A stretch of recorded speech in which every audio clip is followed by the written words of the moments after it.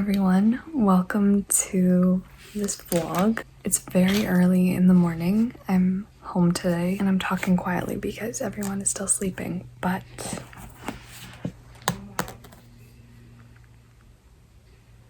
I cannot explain how excited I am to start this. I read the introduction last night and today's April 1st, which means I'm starting it proper. I'm just so incredibly excited to begin this book. Like, I think it's going to be absolutely life-changing. I have huge, great expectations for this book, and I'm a little bit nervous. I'm a little bit scared. It is a chonky one, and yeah, but my coffee is currently brewing, so while I wait for that to be ready, I think I'm just gonna go for it and start part 1, chapter 1, page 1 of War and Peace by Leo Tolstoy. Yeah, I just really wanted to kind of document this moment and just like remember it, because I don't know, it's just so seldom that I feel like I go on a journey like this with a book that I know I'm gonna go on with War and Peace. I don't know really what I'm expecting. I'm expecting like this book to rip my heart out. I'm expecting incredible language, an incredible story. I'm expecting to learn a lot about history. I just don't know if I'm ready for this. I don't know if my heart's ready for this. I know Carolyn already started it. She started it at exactly 12 a.m. on April 1st, but I was fast asleep by that point, so we're starting it this morning. But I just wanted to do like one last moment in my life of Emma, pre-War and Peace Emma, if that makes sense, because I'm about to step into the first sentence. So okay, I'm gonna stop rambling, stop hyping myself up, but I'm just really excited about this. So okay, let's do it. Tolstoy, let's sit down and have coffee together.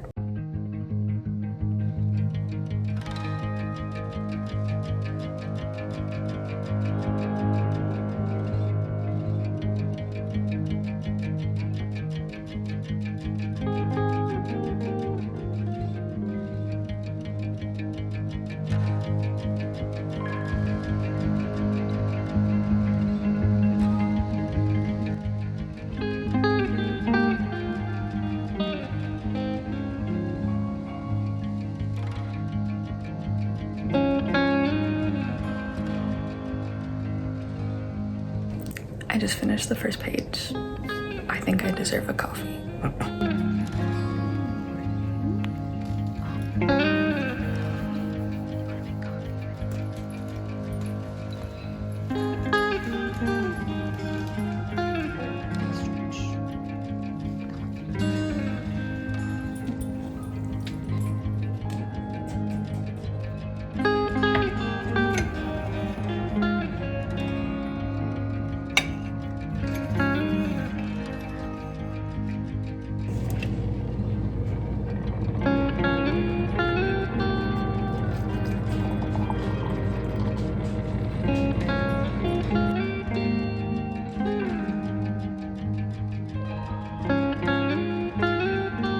Guys, I just literally cannot believe that I'm reading this book. Like, it's such a weird feeling. I know this book was written a long time ago. It's been out for a while, but I just can't believe that like I'm reading it and like I have it and I am reading it. Do you know what I mean? Like, I so seldom have this feeling where I'm like, I am so lucky to be reading this book right now and that it's in my hands and that, I don't know, I can't explain it. Anyway, let's just keep reading.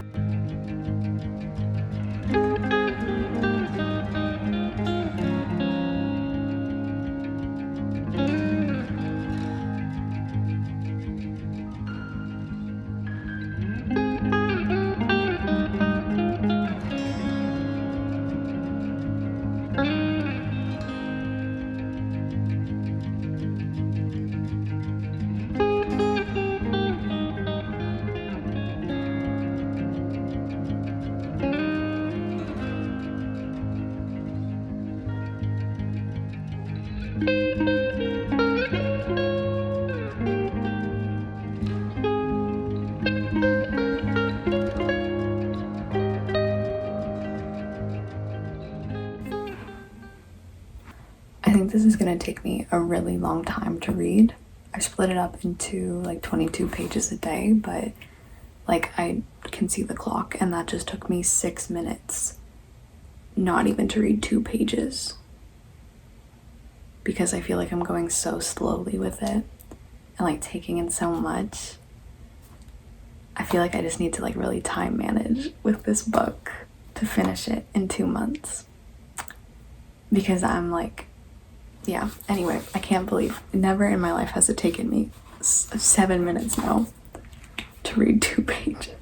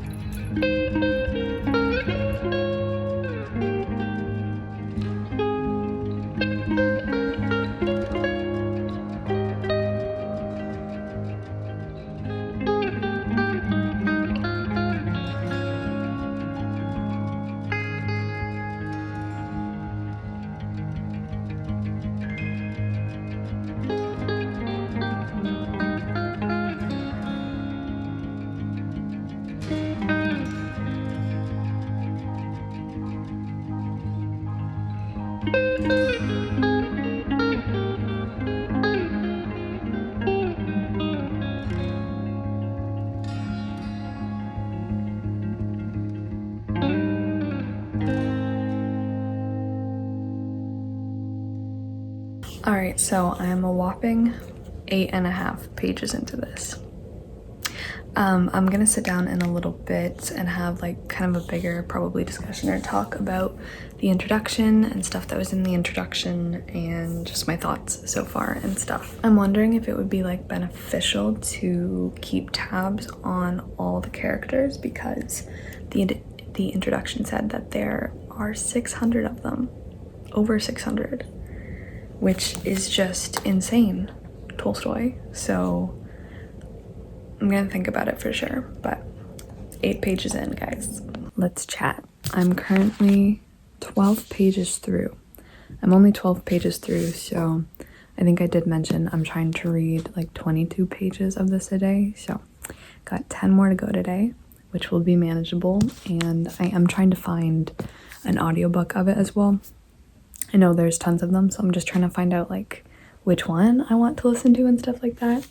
And which one is like soonest available for me. But yeah, as you can see, I've just been annotating a lot, tabbing a lot. So I thought I would just like go over my kind of thoughts and what I got out of the introduction for this edition. This is the one that both Carolyn and I are reading. It's the Oxford World Classic Edition, translated by Louise and Almer Maud. The introduction to this one definitely spoils things, so just a heads up, and like they give you a heads up, which is fabulous. So it was kind of easy, honestly, to just skip over the parts of the introduction. I could see like talked about the plot in great detail. Is that Tolstoy is more interested to know in what way and under the influence of what feeling one soldier kills another than to know how the armies were arranged at Austerlitz and Borodino. Something else, because I know so much of this is evidently about the Napoleonic Wars, Napoleon, that time in history, I honestly know zilch about. I know nothing about it, so I think what I'm gonna do is try to listen to a few documentaries maybe, or listen to a few, you know, histories of it on YouTube or something like that, just so I can get some context, because like I'm gonna learn a lot, but I kind of want to go into it, I think, already with like a little bit of knowledge and a helping hand, because even just the first 12 pages I read, like I feel like I am missing a lot of the context, which would be nice to have, so that's what I'm gonna do. Yeah, but then the intro says as well, the key to artistic freedom was to reject any formal or stylistic requirements of literary genres. which Tolstoy happily found could be accomplished through an appeal to his own native Russian literary tradition. Yeah, so I decided to use the orange tabs as something other than like not liking something, as kind of Carolyn and I had designated it, but I thought instead I could use it for this one particular kind of phenomenon that the introduction kind of alerted me to, which is theater and theatrical moments are highly significant in War and Peace, both in the war sequences and in the peace episodes. The sense that the characters of War and Peace, both great and small, act and move as if connected by threads of destiny is just below the surface of this work of art, as it relentlessly questions ideas of free will, fate, and providence. Each of Tolstoy's major characters at some point observes life as if it were theater, which sounds really interesting and something I want to keep track of. I think that's also going to be really interesting to kind of think about in terms of Dickens as well, because Dickens is all about theater, and I know this is going to be a completely different kind of theater and use of theater, but I just thought I would use orange tabs instead for like theater, fate, destiny, and stuff like that. That is the introduction.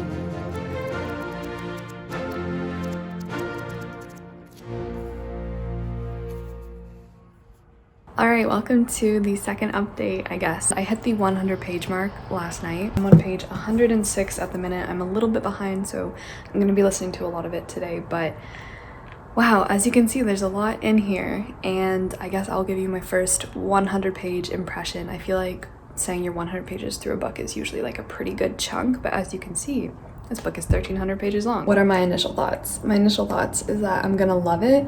It's definitely very slow moving. There are so many characters. I think I did let you guys know that I was gonna try keeping track of all the character introductions, their descriptions, the first time they pop up, because like I said, there's tons of them, and already like it's kind of a bit of a challenge to keep them all straight in my mind. Speaking of characters, I think my favorite character so far is probably Natasha. I think I quite like Natasha. Pierre is, I think, going to be a really interesting character. Prince Andrei is going to be super interesting, and it's really interesting because I am going into this knowing nothing about War and Peace or anything that happens in it, and Carolyn knows because she's watched the series, the television series, I believe, so yeah, I've been keeping track of a lot. I thought I would really quickly run you down all the tabs that I'm using because I did end up switching them up a little bit. So we have red, which I'm using for history, politics, anything that I'm learning about the Napoleonic Wars and just the time period, any political things that are going down, of which there are a lot. I decided to use blue as the tab for kind of war and peace, so like moments of war and moments of peace, and obviously not every single one because the whole book, I mean, it's called War and Peace, but just ones I think are really important and interesting. Yellow is always for quotes. Pink is for moments that I love and for debate points because I am on Tolstoy's side this time, so the things that I love and appreciate about this book should coincide and line up with stuff that I'm trying to debate in Tolstoy's favor for this book. And then the last few ones, we have green for imagery, nature, really wonderful writing and description, and then the last one, orange, I added as theater, fate, and psychological kind of taxing moments on our characters because, like I said, the introduction was talking a lot about fate, and already, as you can see, there's tons of them. So yeah, the part I am now is just I'm 106 pages through, like I said, of the Oxford World Classic Edition, and I'm just now at the part where we are in the countryside at Bald Hills, and Prince Andrei and his wife Lise have come to see the sister of someone. Oh no, let me get this straight in my mind.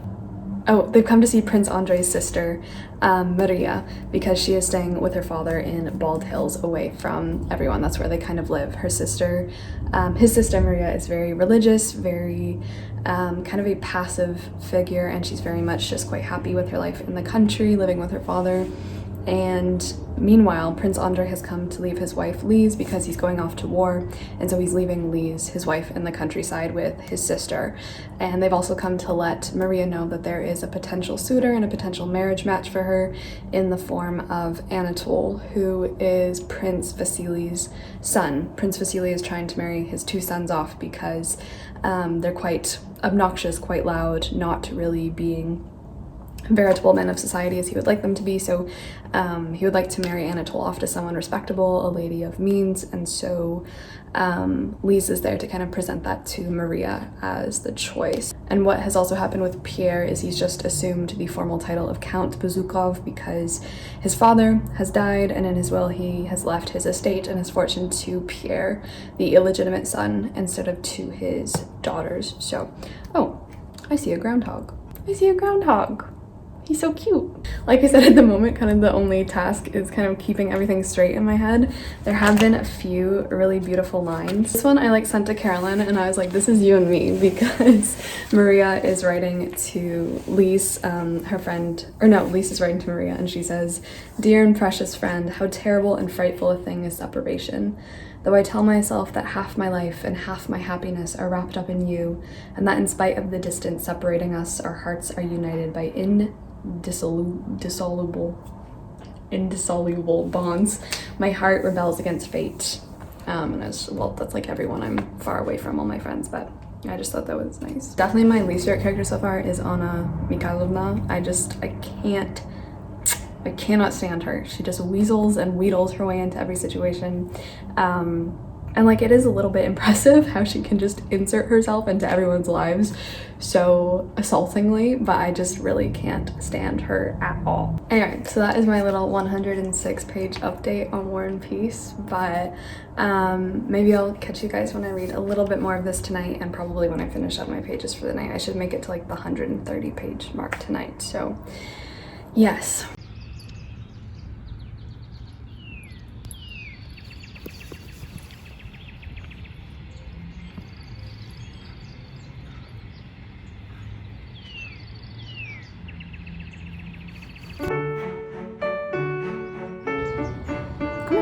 Lay down.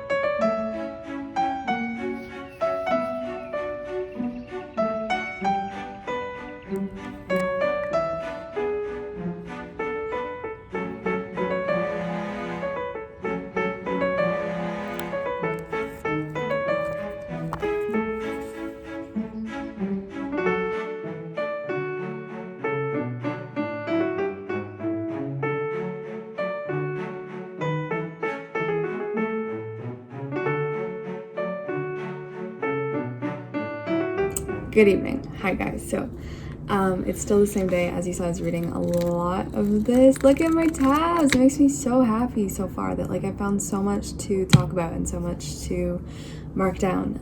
Today is April 6th or something like that. I think it's Wednesday. I'm currently on page 148. I've almost got to the 150-page mark through War and Peace, which is so exciting. And because it's so long, like you do end up reading a lot of it every single day, which is a bit crazy. I still have a few more pages to go tonight. I have to get to 154 tonight, but as you can see, just absolutely loving it. So I thought maybe I'm gonna try to do more frequent reading updates for War and Peace, because I really want to have these vlogs to look back on, especially because this is probably one of my most anticipated books ever to get to. So maybe we could do like a little run through the characters, who we like, who we dislike, and everything like that. I don't know who I should start with. I'm not really liking Anna Mikhailovna. yeah, I think I was saying about her the other day, but just more stuff she's done with like Pierre and the will, and how she just tries to enact her own will on that point. But this is going to be kind of a spoiler filled vlog, I guess, but like I said, I am gonna update you on every update, like what page I'm on before I start talking, so that if you're not like at that part, you don't have to listen to me say things about it. I really wasn't sure how I was gonna feel about Prince Andre at first, because the first time Andre is introduced, like, he's quite sullen, he's quite moody, he's quite dark and brooding. He's kind of, I imagine him kind of like what's his name in Pride and Prejudice. We're kind of learning more about him. We don't really know why his relationship with his wife is so bad, with his wife Lise. He straight up said to his sister Maria that he didn't know himself, but now that the war has started for the Russians, and now that Prince Andre is on the battlefield and stuff, we see that he's kind of a completely different person. He's finding a lot of purpose there. He's changing. Another favorite, I think, I wasn't sure how I felt about him, but Nikolai Rostov, I'm really liking him. He just seems like a very conscious person, good-hearted person, which is nice, and I hope he like stays that way and that the war doesn't corrupt him, because I have no idea what's gonna happen in this book. Like I said, like Carolyn does, but I don't. Pierre, I think, is gonna be really interesting to follow his development, because right now he's just become Count Bazukov, so he's inherited everything, and I'm not sure how that's gonna change him. And I just don't know what's gonna happen, because Natasha and Boris are interesting, and so is Sonia and Nikolai, but I just don't know how those relationships are gonna go anymore. I'm not a fan of Maria, although she has said my favorite quote of the whole book so far. Maria is Prince Andrei's sister, and she lives with their father, Count Andreevich, I think. And she says, to understand everything is to forgive everything, which was just really nice. But more than that, we've had a lot of really nice description and imagery. This one's like comparing... I'll just read it to you. Looking down over the rails, Prince Nesvitsky saw the rapid, noisy little waves of the ends, which, rippling and eddying round the piles of the bridge, chased each other along. Looking on the bridge, he saw equally uniform, living waves of soldiers, shoulder straps, covered shakos, knapsacks, bayonets, long muskets. And then Tolstoy just kind of goes on to describe how the soldiers are like the river, and the battalion formations and stuff like that. I've had a lot of war scenes recently, and a lot of description about the war and what the Austrians are doing, what the Russians are doing, and stuff like that. We had this really kind of funny part where a commander-in-chief is coming to inspect the soldiers, and everyone's panicking because they don't know if they should wear like long coats or what color clothes or what kind of clothes they should wear, and then they all just kind of get very flustered about having to change clothes and stuff like that, and it's like just a little bit of a farce. There's also other things going on, like in the camps while the Russians are waiting. That's really interesting that Tolstoy is kind of talking about. It makes it a little bit theatrical, which is what I'm using the orange tab for, because it's just kind of like they're worried about the aesthetics of war and not the actual terrifying grapple of the war itself and its reach and its death and its casualties. They're just concerned about what clothes they should wear. This one is kind of what I mean about it. This is kind of how Prince Andrei's thinking about it as well. It's another orange tab, which is like the theater and fate and how much of determinism is embedded in War and Peace, because a lot of these characters feel and say it multiple times that they feel like something else is guiding or living their lives for them. And so Andre is reminiscing how there's no real war, but only a sort of puppet show at which the men of the day were playing, pretending to do something real. Overall, so far, I'm really enjoying it a lot more than Childhood, Boyhood, Youth, which is Tolstoy's first work. But there's just definitely a lot of different moving, but also somehow very slowly moving, almost like stagnant feeling parts in this book so far, because it opens and we have society, we have balls, we have dinners, and now we're on the battlefield immediately, and a bunch of time has passed. On the whole, though, I'm really, really enjoying it, so that is my little update for tonight. I'm gonna go finish off these, I think, like 6 pages I have left. 6 pages I have left for the night, and then I'll talk to you again soon.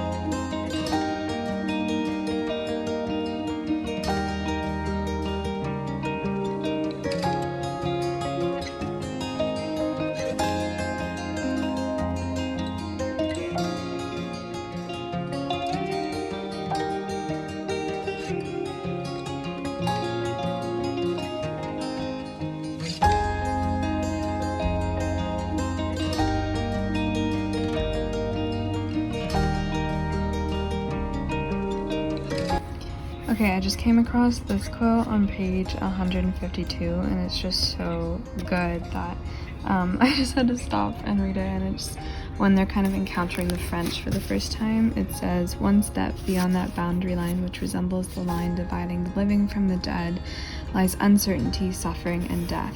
And what is there? Who is there? There beyond that field, that tree, that roof lit up by the sun. No one knows, but one wants to know. You fear and yet long to cross that line and know that sooner or later it must be crossed and you will have to find out what is there, just as you will inevitably have to learn what lies the other side of death. That you are strong, healthy, cheerful, and excited and are surrounded by other such excitedly animated and healthy men."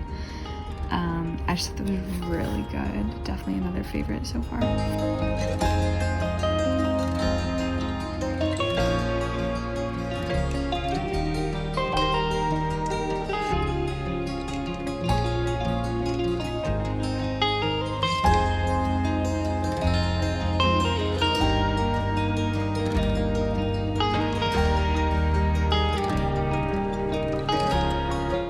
Alright, so I think it's day 9 of, I guess we're gonna like start calling this maybe the Tolstoy challenge or something, maybe like the Tolstoy Diaries. I think I've also decided to do like probably weekly vlogs with this, or maybe every 200 pages we'll see. And because I just have a lot to say, you know, and it's a very long book, so I don't want to have like a 3-hour long vlog at the end. So I think you'll probably be getting more War and Peace content, which will be good. And also like it keeps me on track because yeah, I have to read some more today, which I'm really excited about. There's been a lot of war so far and on the battlefield, which is okay, but it's kind of repetitive. I'm not really someone that likes reading about a lot of battle scenes and stuff. I just don't find it incredibly exciting or worthwhile, but there have been some really nice lines like this one. You can see when I'm reading at night my underlining gets very sloppy because I'm very tired, but that was a really nice one from Nikolai. So anyway, I'm gonna read a little bit this morning. I'm gonna try to just read this throughout the day so I don't have to get done a chunk all at once and I can take it pretty slowly, but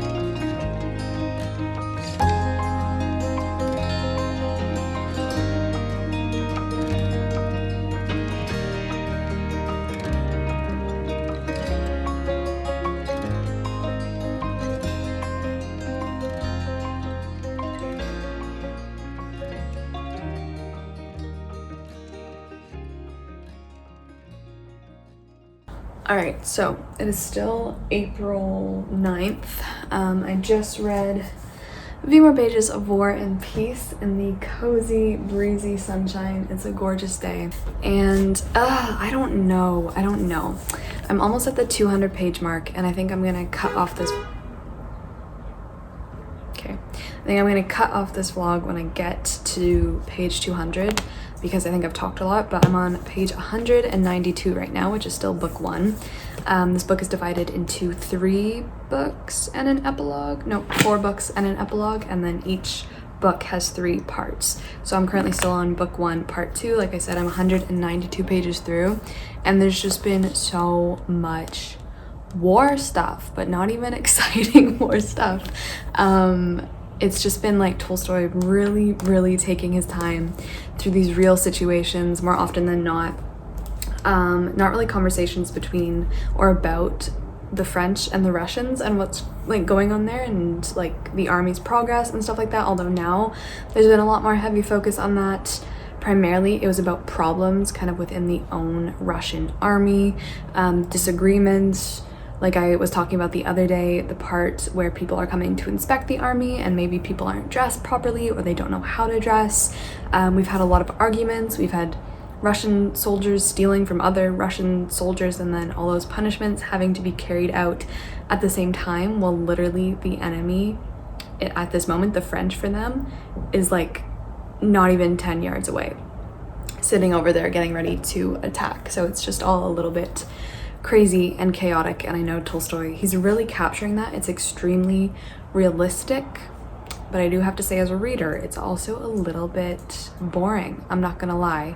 I haven't been entertained for a while, and I know that's not Tolstoy's goal at all.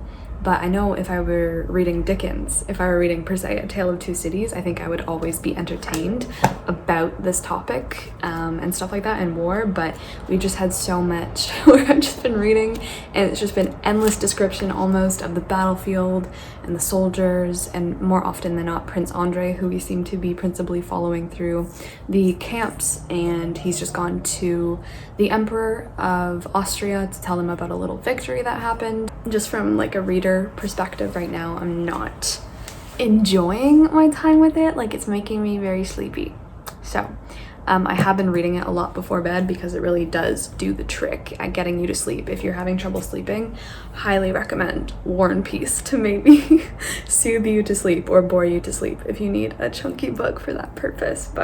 And because we're being introduced to so many different soldiers and characters at the same time, like, it's very easy to lose track of them and not to be super aware of like who everyone is, and on that point not to really care anymore who everyone is, because we just have so many people to keep track of. There has been a little bit of setup of Tolstoy, I think, getting ready to talk about philosophy and philosophical ideas about war and peace and death and life and stuff like that. There's been a few moments that I've tabbed where he started to talk about that, so I'm sure that will come back around. Anyway, I think I'm gonna switch it up, just try to start reading something else. I wanted to start this, which I was talking about in my vlog, so I'm gonna do that. Maybe not right now, maybe I'll take a little break, spend some time outside, just get away from the battlefield for a little bit, clear my mind, and then I'll come back to Tolstoy. So thanks for keeping up with my Tolstoy Diaries so far, but I'll be back tonight. All right, so it is now the morning, as you can maybe hear by the birds, but I did get to part 3 last night, part 3, which is 214 pages through War and Peace. So I thought it was the perfect time to kind of end this vlog now that I've gotten 200 pages through. My thoughts, 200 pages through, honestly, the last kind of, maybe it was 100 pages almost, I want to say. Yeah, with the beginning of like battle and stuff like that, and we have kind of the points of view mostly of Andrei and Nikolai. It hasn't been that exciting for me. There's just been a lot of these two men being so excited to be soldiers, being so happy that they're there, waiting to prove their worth. They just want this glory, and I know Tolstoy is definitely going into kind of the romanticization of war and what these guys think war is. And then we've just had quite heavy casualties. There's been a lot of horror and terror. I think we're finally seeing, and hopefully they are finally seeing as well, like what it actually is. And there's been quite a few really, really nice quotes, especially because Nikolai Rostov gets wounded and stuff like that, and he's going through a lot, and it's just this one really nice part. I think I'll just leave you with like my last few tabs at the moment, but it says, "In the darkness, it seemed as though a gloomy, unseen river was flowing always in one direction, humming with whispers and talk and the sound of hoofs and wheels. Amid the general rumble, the groans and voices of the wounded were more distinctly heard than any other sound in the darkness of the night. The gloom that enveloped the army was filled with their groans, which seemed to melt into one with the darkness of the night." And then a little bit later, Nikolai kind of perceives it as, "It was no longer as before, a dark, unseen river flowing through the gloom, but a dark sea, swelling and gradually subsiding after a storm. We do get a lot of different men's perspectives on war and kind of what they're going through on the battlefield, and I do really like that. A fantastic world of his own had taken possession of his brain, and at that moment afforded him pleasure. The enemy's guns were in his imagination not guns, but pipes from which occasional puffs were blown by an invisible smoker.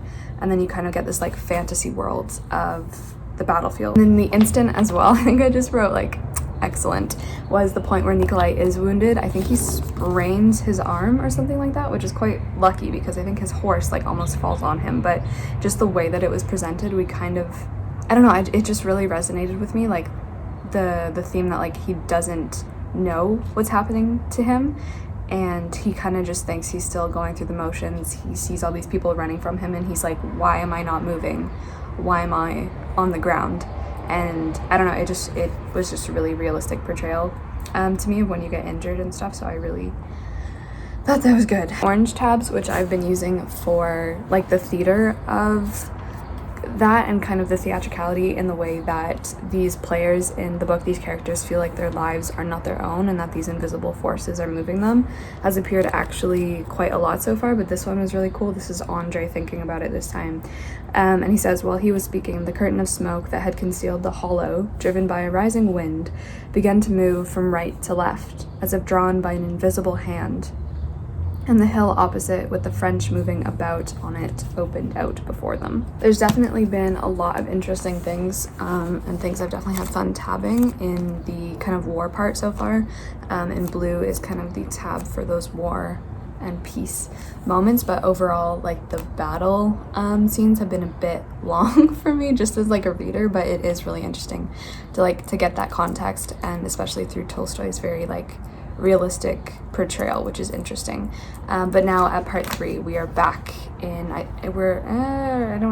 we are in Moscow, and we have Prince Vasily and Pierre, which I'm really interested in because the part that ended before with Pierre, he had just become Count Bezukov, so that should be interesting. But so far I'm really enjoying it. I am really enjoying it. I just have very high hopes for the rest of this book because I think this is going to be like the slowest burn, maybe potentially 5-star book of my life, and I'm only I think like 16% through it right now. But I'm gonna stop talking because this vlog has probably gotten very long. If you're reading this for the Dickens versus Tolstoy book club, please let me know how you are enjoying it, or if you're not enjoying it, or what your thoughts are. It's been very motivational to like see all of your Instagram posts, and if you post videos on YouTube, to watch those under the hashtag Dickens or Tolstoy, and just to see everyone reading this big book together, which is incredible. Maybe I've mentioned, I feel like I probably haven't, I've been so busy, but Carolyn has created a whole Discord actually for the Dickens versus Tolstoy book club if you'd like to join. I know the link is in her Instagram bio, but I'll try to remember to post it down below in this video. But if you'd like to join, everyone is kind of on there talking about war and peace, talking about books in general as well, which is fun. But yeah, I'm really excited for where this goes, so I'm gonna sign off this vlog and immediately start another one for this book because this is also just like kind of holding me accountable to like read it in 2 months and to really like not kind of give up on it, and I don't think I would, but it's just been really nice to have like a video kind of diary, the Tolstoy Diaries. Maybe next episode I'll just call it like the WAP Diaries, but we'll see about that one. Anyway, thank you so much for watching, and thank you so much for reading this along with Carolyn and I. If you are, I hope you're having the time of your life with it. I think this is just gonna be such like a life-changing book potentially. So until next time, until next vlog, I hope you are so well. Yeah, ciao.